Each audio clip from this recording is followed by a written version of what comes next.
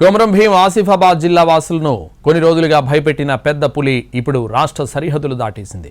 తెలంగాణ సరిహద్దులు దాటి మహారాష్ట్రలోకి వెళ్లిపోయిందని అటవీ శాఖ అధికారులు నిర్ధారించారు.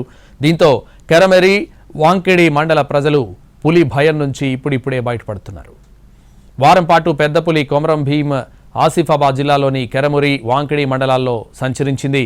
దాబా గ్రామ శివార్లోని అటవీ ప్రాంతంలో ఆవుల మందపై పెద్ద పులి దాడి చేసింది. 2 రోజుల క్రితం వాంకిడి మండలంలో పులిని చూసిన వాహనదారులు భయపడ్డారు. కొంతమంది ధైర్యం చేసి పెద్ద పులిని సెల్ ఫోన్ కెమెరాలు రికార్డ్ చేశారు. ఇప్పుడు అదే పులి వాంకిడి మండలంలోని గోయేగాం గ్రామం నుంచి తెలంగాణ సరిహద్దు నేషనల్ హైవేను దాటి మహారాష్ట్రలోకి వెళ్లిందని అటవీ అధికారులు ధృవీకరించారు. మహారాష్ట్రలోని కోస్తాడా అటవీ ప్రాంతంలో సంచరిస్తున్న పులి అక్కడ కూడా ఓ పశువుపై దాడి చేసింది. ఇటీవల కొమరం భీం ఆసిఫాబాద్ జిల్లా నుంచి మగ పులి ఒకటి తెలంగాణ సరిహద్దు దాటి మహారాష్ట్రలోకి వెళ్ళింది. ఇప్పుడు మరో పులి వెళ్లిపోయింది.